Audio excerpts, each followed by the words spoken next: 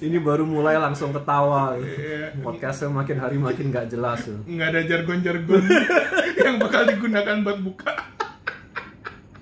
Baik lagi, saya Chandra Diputra, podcaster dan ya sisanya nggak jelas. Guest kali ini adalah Krishna. Oke. Halo semua, nama saya Krishna Damawira. Ya kurang lebih Anda tentu tidak tahu saya. Mari kita kenali saya lebih baik. Ya, jadi gimana background Anda apa? Sarjana teknik mesin, Ya. pengusaha akomodasi, terus apa lagi? Hotelier. Ya lebih tepatnya bilangnya kalau owner aja sih. Hah? Owner dari beberapa usaha. Wah, Usaha keluarga. family business. Family Ya? business mostly. Oke, cuman ada satu pertanyaan dari penonton, dari si Ayu. Ya. Gimana caranya bisa kurus? Karena dulu kata legendanya dulu Anda kan seperti saya gitu. Oh, Ayu yang mana nih? Hah? Ayu yang mana? Di Toastmaster siapa lagi? Oh, jadi gini ya. Wah itu ceritanya panjang. Jadi di awal itu saya kan badannya cukup melar. Seperti sekarang nih, intinya sering bolak-balik melar lah. Karena itu sering menggunakan berbagai macam metode untuk mengkuruskan badan. Metode tercepat yang saya ketahui itu intermittent fasting. Nah, cuman waktu itu, jadi ini kalau nggak salah sebelum saya wisuda itu rekor saya sih ya. Jadi 100 sekian itu jadi 77 kg. Sinting. Itu saya jadi intermittent fastingnya nggak langsung mendadak yang ekstrim. Jadi di awal itu pertama nyicil, makan itu 8 jam aja. Pertama 12 jam, 8 jam, 4 jam, jadi sampai terakhir 2 jam, jadi makin lama tuh makin dikit waktu makannya. Jadi pertama saya selama 12 jam saya boleh makan bebas, lama-lama turun jadi 10 jam, sama 10 jam saya boleh makan bebas. Turun terus sampai akhirnya tuh yang bikin saya bisa kurus sampai 77 kilo itu, saya 2 hari sekali makan. Jadi sampai badan saya kuat untuk sustain dirinya sendiri dengan nggak makan selama 2 hari. Jadi hari pertama makan, besoknya off. Hari ketiga makan lagi. Dan setiap buka puasa tuh saya pastikan saya makan nasi padang. Berbukalah dengan yang terbaik. Oke. Ya, jadi sebenarnya kalau kita ngitung ini dasarnya diet itu di mana-mana sama, defisit kalori. Rumusnya tuh nggak jauh-jauh dari situ. Kamu nggak usah yang aneh-aneh, nggak usah olahraga, sebenarnya nggak usah ke gym. Yang penting kamu bisa mengurangi keserakahanmu makan, itu sudah selesai permasalahanmu. Masalahnya tuh kenikmatan hakiki dunia tuh makan. Jadi habis kurus gede lagi. Ini paling banyak ketawa. Iya. Pertanyaan sebenarnya aku rada sungkan, bro, kan? Karena ada yang lihat. Tapi gini, kita bicara tentang psikologi secara umum ya. Anda kan seorang bucin survivor. Iya. Itu gimana? Maksudnya karena saya punya loh teman yang kalau urusan cinta tuh sampai bunuh diri itu ada. It happens. Ya, ini konteksnya pembahasan itu ya. Jadi saya pun pernah ketemu orang di mana orangnya itu mau masuk hubungan berapa kali pun, wanitanya mau gonta-ganti kayak gimana pun, polanya selalu sama. Entah kenapa itu seperti pria yang diinjak sama wanita. Nah, itu kan baik lagi sebenarnya setiap orang tuh harus menemukan pola berpasangan yang sehatnya masing-masing. Kita ketemu pasangan itu sebenarnya proses pembelajaran. Nah, kenapa kalau saya pikir balik ke masa lalu, itu sebenarnya kalau dipikir saya bodoh juga.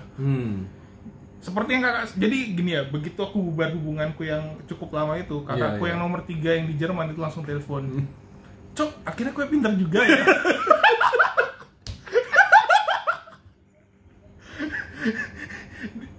Awalnya tuh nyesek, waktu kok di saat itu tuh nyesek. Aku pengen terbang ke Jerman. Iya, pengen tak ajak sparring kakakku, ya sini baku hantam.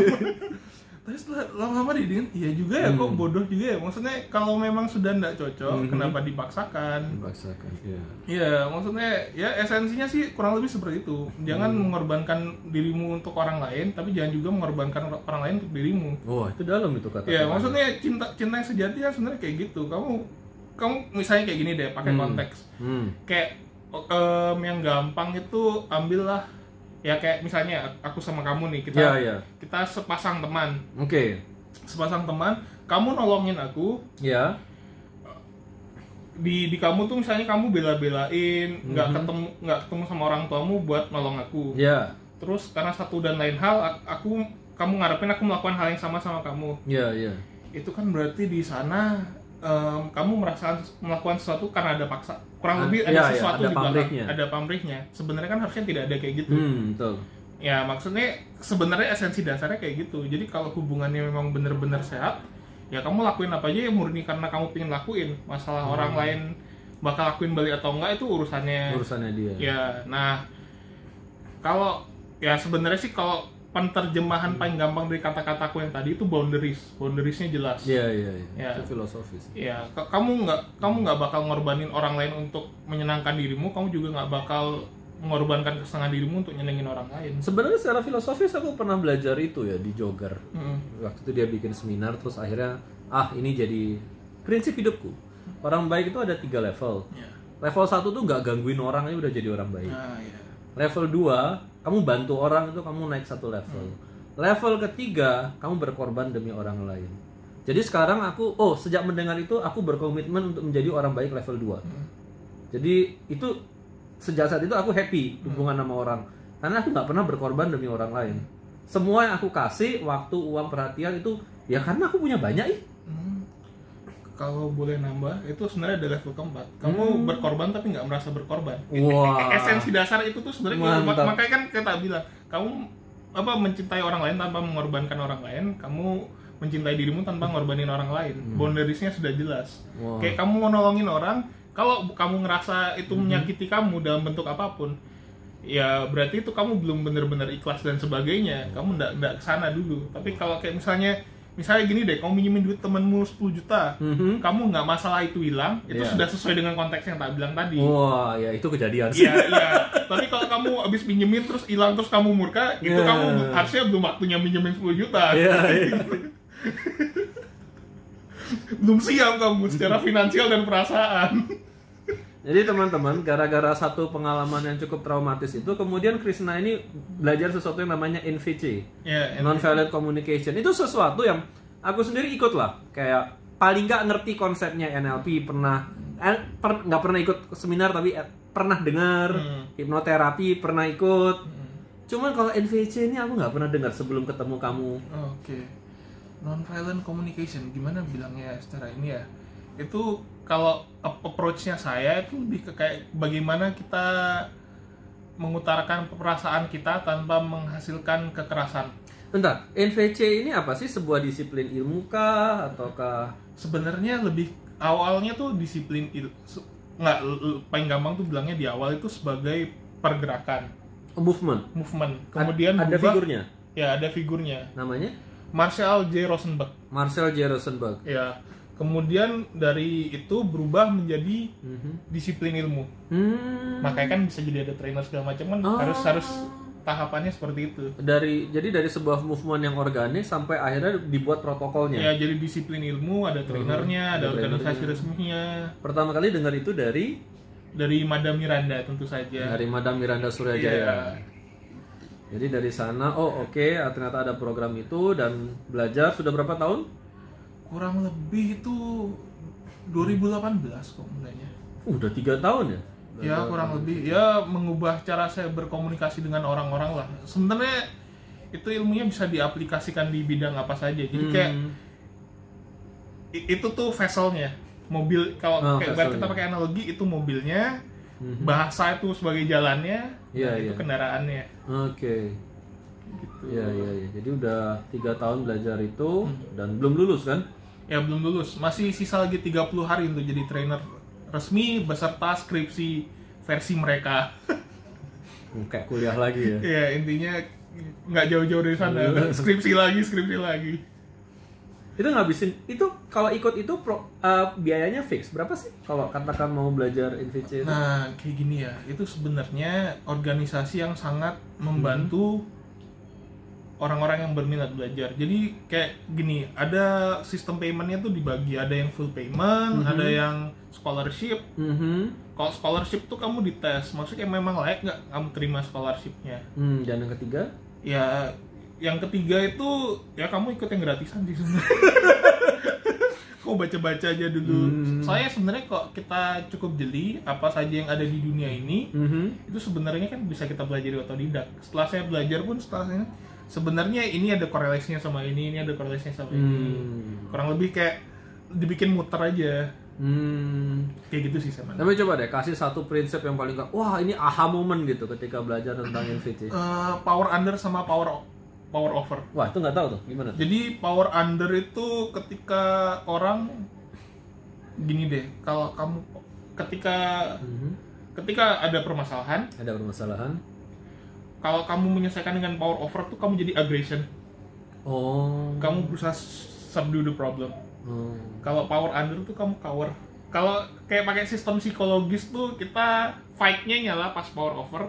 Kalau pakai kalau power under tuh flight sama freeze-nya yang nyala. Sama play dead. Iya. Kan ya kayak gitulah sama fawning kan kita. Kalau kita ngomong manusia itu satu-satunya makhluk hidup yang survival sistemnya tuh ada 4. Sebenarnya sih mungkin yang lain juga punya, cuman kan pakai bahasa mereka kan. Fight, flight, freeze, fawning. Ya. Nah, itu udah. Jadi kalau power over misalnya kayak kamu ada masalah nih. Kamu berusaha menyampaikan idemu, terakhir kan nggak didengar, kamu berusaha menggunakan suara yang lebih tinggi. Sumpah serapa. Iya, sumpah serapa itu power over. Keluar, kamu mulai lepaskan kuncinya salah satu. Iya. Dari pertama cicak, gitu kan zebra keluar. Nah, kalau yang power under itu kamu mulai nggak bersuara, kamu mulai menjauh dari diskusi. Nah, kalau NVC itu berusaha jadi jalan tengahnya. Kamu bisa mengekspresikan ketidaksenanganmu tanpa menghasilkan agresi atau menurunkan dirimu. Itu menarik loh, karena dulu awal-awal kan waktu aku masih muda, aku upper banget, namanya ego apa segala macam, wajar lah. Kamu ketawa kayak kamu masih ingat aku yang dulu. Kita kan tipe eksesif lah. Kalau kita nggak bisa mendengar beat dan tukul, use argumen tuh. Tapi makin tua gitu, aku jadi orang yang malah mungkin agak terlalu submisif, meskipun sering tidak tulus submisif ya. Itu soalnya kan kayak gini, kalau NVC iya benar, saya setuju. Di dalam hati ada yang ganjel. Dasar bodoh. Gitu. Kalau di NVC itu gimana caranya biar yang keluar di mulut sama perasaan yang dirasa sejalan. Congruence. Ya. Kayak gitu. Kan soalnya itu yang susah. Gimana cara mau congruence? Kalau di dalam kayak kamu geng dalam hati tas kelenci. Papa canas sih. Itu mau kayak gimana kelihatan? Itu sumpah serapah bahasa Bali. Iya. Jadi saya makan kamu, awas kamu ya.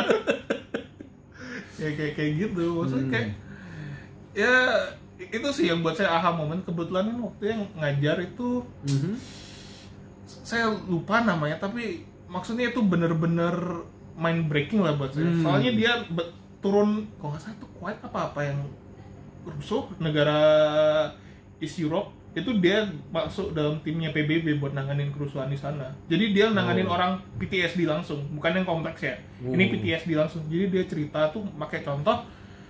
Kamu bayangin ya, saya handle orang. Jadi orangnya itu kerusuhan, mereka tuh perang sesama saudaranya sendiri, civil war.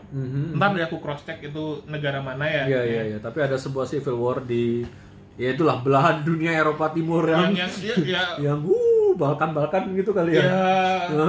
Itu lempar molotov. Itu udah lempar molotovnya kena di helm, terus langsung cair kan, kena orangnya kan. Iya. Itu gimana ngendel dia PTSD-nya. Kan itu kan maksudnya nggak usah orangnya, langsung temennya yang lihat temenmu digituin, terus tahu itu ternyata masih saudaramu juga, mungkin tetanggamu sebelah mana. Iya. Kerusuhan kayak gitu udah ada. Ini sebenarnya makanya kita gimana mitigasi, gimana caranya negosiasi. Dia cerita waktu itu pernah dia nanganin, kalau salah itu jadi kayak gini loh, sniper tuh sudah ngarah ke kepala penjahatnya. Gimana cara negosiasi biar akhirnya penjahatnya mau lepas, mau ditangkap baik-baik. Itu tuh dia ngajarnya real practical. Saya kan NVC yang aku awal sentuh di kayak tahun pertama itu mostly kan teori. Ya kayak ya kamu coba terus pendekatan kayak gini kan ketika ada violence itu kan berubah gitu deh. Makanya aku itu salah satu quote yang bikin aku sampai sekarang cantum di kepala tuh kayak gini. When people are angry, their IQ drop. IQ-nya drop. Cara untuk bisa ngajak dia ngomong, kamu harus hilangkan emosinya biar naik IQ-nya naik lagi di level yang sama-sama, kamu baru kalian bisa diskusi. Esensinya negosiasi antar hostage situation apapun itu selalu kayak gitu esensinya. Ini tuh de-escalate, bikin situasinya makin tenang, logikanya mulai jalan lagi, baru kamu bisa ajak ngomong. Gila. Nah, untuk ke level itu yang butuh pengalaman. Soalnya kalau kayak anggapan kayak aku nih, jam terbangku kan masih rendah. Aku nggak ngerti, bisa-bisa aku yang duluan lose kontrol. Iya. Oh, jangan banyak omong, bom aja. Wah, gitu langsung. Itu yang mesti dilatih dulu. Dia sudah sampai di tahap dimana dia mampu kayak gitu. Jadi, kalau kayak gini approach-nya kayak gini, ini. Kayak gini yang caranya menyelesaikan. Aku dari cerita-cerita kan ini semua podcast saya tuh kan sama teman. Jadi sebenarnya sebelum podcast tuh ada bertahun-tahun banyak ngobrolnya. Aku selalu kira kalau NVC ini lebih ke kayak menghilangkan depresi dan lain sejenisnya. Tapi ternyata ini ya memang sesuai namanya method of communication kepada pihak pertama ke pihak ketiga ya. Sebenarnya tuh bisa banyak fungsi. Jadi kayak gini ya. Kalau kita lambang ini tuh 2 kaki, satu kaki itu keluar, jadi maksudnya menyimbolkan kita komunikasi keluar, satu kaki ke dalam menyimbolkan kita komunikasi ke dalam. Makanya kan kongruent. Kamu ketemu di tengah kan berarti. Iya, tarik dalam dengan di luar sana. Iya. Jadi itu tadi satu tips untuk keluar ya teman-teman. Kalau punya masalah sama orang tua, pacar, teman, ketika emosi naik, IQ drop. Kalau kita emosi, berarti jangan ngomong dulu. Menengok. Tunggu sampai, bahasa Jawa, menengok, diam aja. Tunggu sampai emosi turun, IQ kita naik, baru bicara. Sebaliknya, jika mereka yang emosi, kita harus buat, atau paling jelek kalau nggak ngerti caranya, tunggu sampai emosinya turun, IQ-nya naik, baru bicara. Kalau dua-duanya emosi, kabur aja ya. Iya, pisahkan dulu. Aja ya. Ya, makanya kan ada namanya, kalau nggak salah itu... Aku lupa, pokoknya kalau di negosiasi ada kok term-termnya. Jadi memang sengaja dipisahkan. Mediasi. Pas mediasi kan dipisahkan dulu kedua belah pihak. Begitu sudah ketemu di level yang sama, kita yakin mereka sudah di level IQ, perasaan dan semuanya sama, baru kita ketemukan. Benar. Nah, sekarang kita bicara nih tentang kesehatan mental nih, tentang depresi. Karena ada gitu. Saya tahun lalu ya, mungkin temanmu juga enggak? Kan ada satu kisah yang cukup bikin geger kan. Teman seangkatan kita kan bunuh diri. Ya, nggak ada yang tahu. Ada segala macam gosip tentang bagaimana itu bisa terjadi. Cuman itu kisah nyata teman-teman. Jadi umur 30 tahun, anak 2, keluarganya kelihatan dari luar paling nggak, setahu saya baik-baik aja. Secara ekonomi paling nggak dari luar baik-baik saja. Cuman ya tiba-tiba sudah gantung diri di hotel. Tapi gimana? Jadi ini penting gitu, jangan dianggap sepele tentang bagaimana cara menghadapi depresi. Tapi gimana? Ada tips atau ada pengalaman atau sharing gimana? Kalau pengalaman sih banyak. Tentu saja untuk bisa jadi pribadi yang senang ketawa tuh depresi harus banyak. Mikirin tagihan kok gitu. Nggak, maksudnya kayak gini ya. Saya nggak ngerti sama toxic masculinity. Maksudnya nggak normal buat pria menunjukkan emosi. Sebenarnya kedua belah spektrum sih. Nggak normal buat nunjukin emosi. Yang ada tuh pilihannya antara nggak pernah nunjukin emosi atau nunjukin emosinya berlebihan. Kan selalu kan, always too extreme. Padahal kan kalau balik lagi yang topik tadi, congruence tuh kamu harus cari cara biar ketemu di tengah. Nah itu kan anggapan kayak luka batin, emotional wound-nya mesti disembuhin pelan-pelan baru kayak kamu makin ke tengah. Nah itu cerita panjang lah, itu bisa jadi topik yang whole different topik lah. Nah kalau bahas konsep depresi, kenapa bisa depresi terjadi? Itu terjadi ketika mostly ya, maksudnya dari pengalaman saya lihat orang, apa yang saya rasakan sendiri, itu sebenarnya kesedihan yang tidak mau kita akui. Menarik. Kenapa kesedihan yang tidak mau kita akui? Kan sedih itu paling gampang warin nangis kan? Ya. Kalau buat laki kan nggak manly nangis. Bersedih, tersungkur gitu. Maksudnya gini ya, di Injil tuh ada kok, sempat dibilang, saya lupa persisnya, pokoknya esensinya tuh pesannya kamu boleh nangis tapi di ruangan tertutup, bersedih ke hadapan yang maha kuasa intinya, tapi ketika keluar dari itu kamu harus siap untuk bertempur lah intinya. Kayak ya kita perlu waktu untuk in touch sama diri kita sendiri kan. Kayak kalau kamu sedih memang ya simpel deh ngomongnya, kenapa kok Tuhan bikin air mata kalau memang laki nggak boleh nangis? Wah, dalam tuh kata-kata. Iya kan, why? Maksudnya nggak fit evolution system kita kan? Mantap ya. Kalau memang harusnya nggak, kita laki nggak boleh nangis, harusnya tuh kelenjar air mata entah kenapa hilang dari sistem tubuh kita. Sama. Ya kan, kayak ekor kan udah ada hilang. Iya. Ya kan, itu sudah obsolete, nggak sesuai. Tapi kalau ngomong gitu, kisah yang tadi saya cerita tuh wanita tuh yang suicide. Iya, kalau wanita yang suicide, ya balik lagi mungkin beban hidupnya apa segala macam banyak. Kan wanita pun punya permasalahannya mereka sendiri, kayak mereka ekspektasi kayak umur sekian umur sudah nikah segala macam. Makanya kalau yang sering terjadi, kalau yang saya lihat, kita konteksnya kita global ya. Iya. SJW, kalau kita ngomong SJW, Social Justice Warrior ya, mostly wanita. Ya karena dulu tuh nggak normal buat wanita marah, sekali dikasih kesempatan marah kan jadi barbar banget. Jadi kita hidup di dunia di mana pria tidak boleh nangis dan wanita tidak boleh marah. Iya kan sebenarnya kayak gitu. Dan itu sering menjadi sumber depresi. Enggak, maksudnya simpel deh. Coba kamu lihat di keluarga-keluarga model zaman dulu ya. Lelakinya bebas marah mau kayak gimana, wanitanya nggak boleh marah. Tidak boleh menunjukkan kekesalan. Iya. Wanitanya boleh nangis sepuas hatinya, tapi lakinya kalau sedih nggak boleh nangis. Menarik. Iya kan, coba kamu bayangkan kayak ya dulu misalnya mama papaku tengkar, papaku kamu kata-katanya nggak enak, mamaku nangis di pojokan. Nggak pernah ada cerita skenario-nya dibalik. Iya. Padahal kamu papa nangis di pojokan. Iya kan, maksudnya padahal itu kan bagian dari, maksud caranya kita mengeluarkan perasaan sedih itu nangis, cara kita mengeluarkan amarah itu ya memang beneran marah. Cuman balik lagi, ini yang perlu dipelajari, bagaimana caranya marah tanpa perlu ada objek yang dimarahin. Kayak itu intinya kan, perasaan itu hanya aliran, sesuatu yang mengalir kan, flow. Sebenarnya kalau kamu sudah paham esensi kayak gitu, kamu bisa biarkan itu flow tanpa ada yang nampung. Kan kadang-kadang kalau ini balik konsep psikologi itu transference namanya. Transference. Iya kan, kamu pernah nggak disalib sama orang, terus mendadak kamu marah-marah sendiri? Aku enggak sih terus terang. Oh berarti bukan itu triggermu, pasti ada hal lain. Kayak ada orang, dia tuh kalau kita telat, kita bikin dia nunggu, itu yang trigger dia ngerasa. Tadi kamu telat, aku nggak marah sih. Ya berarti entah di mana pasti ada hal yang men-trigger kamu, atau kamu tidak menyadari itu. Oh, terakhir kali aku marah itu aku di restoran, kemudian aku pakai sistem diskon dari bank, dan kemudian sistemnya bermasalah. Kita telepon, kemudian mereka bertele-tele. Ketika mereka bertele-tele itu aku marah sekali. Jadi mungkin itu ya, aku punya kebencian terhadap birokrasi. Atau mungkin maksudnya ketika kamu dulu kecil, mungkin saja ya kamu pingin cerita atau apa, nggak ada yang dengerin, kamu merasa nggak didengar segala macam. Ketika kamu besar, kamu jadi tidak terima kalau orang terlalu banyak omong. Maksudnya in a way kita nggak tahu trigger setiap orang tuh harus dia yang nyelamin ke dalam. Iya. Nah kayak gitu. Jadi kayak kalau contoh paling gampang tuh aku pakai mobil, soalnya mostly orang tuh kayak gitu, kayak nggak terima disalip.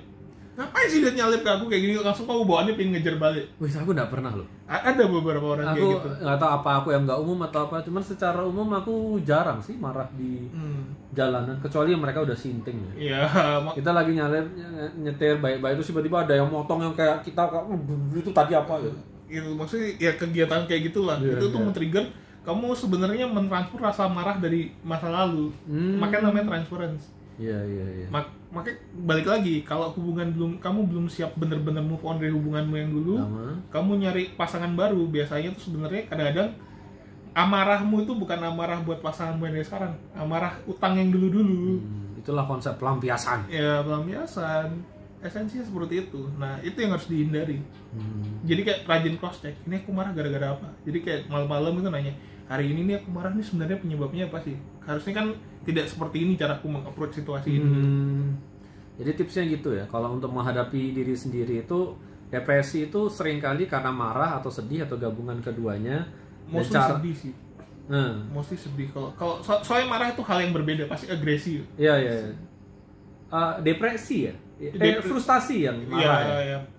Itu Marah dua hal yang berbeda. ya. Tapi apapun itu seringkali untuk menghadapinya ya sering aja cross check Ke diri sendiri. Nah, kenapa depresi itu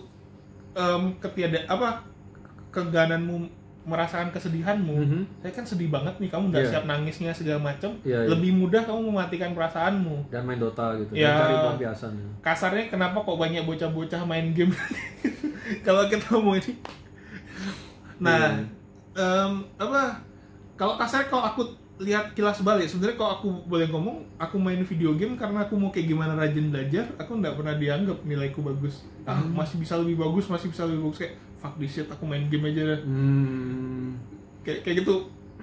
Number one-nya menyenangkan hati lo, bisa bacain orang gitu kan. Iya. Balik lagi, kalau dalam konteks depresi, orang-orang banyak yang nggak paham. Mereka pikir tuh kehidupan tuh jadi kayak ini nih perasaan. Ada tuas buat seneng, bahagia, kayak di sedih. film itu kan? Ya, jadi kamu pingin sedih, kamu putar satu sedih keluar, kamu tutup, habis itu kebahagiaan, kamu buka bahagia. Enggak, tuasnya tuh cuma satu. Kamu logging kesedihanmu, kamu yang lain, perasaan yang lain ketahan. Makanya kan depresi. Jadi kalau sedihnya kita sumbat, sebenarnya kita juga nggak bisa senang, nggak bisa marah. Iya, makanya kan orang ketagihan obat apa segala macam, esensi kayak gitu. Kamu nggak mau nangis. Simbol deh, kamu nggak mau di pojokan nangis, bener-bener mengakui betapa lemahnya dirimu, betapa tidak spesialnya dirimu, betapa tidak pentingnya dirimu. Jagat raya bakal tetap berputar. Life still goes on. Life still goes on.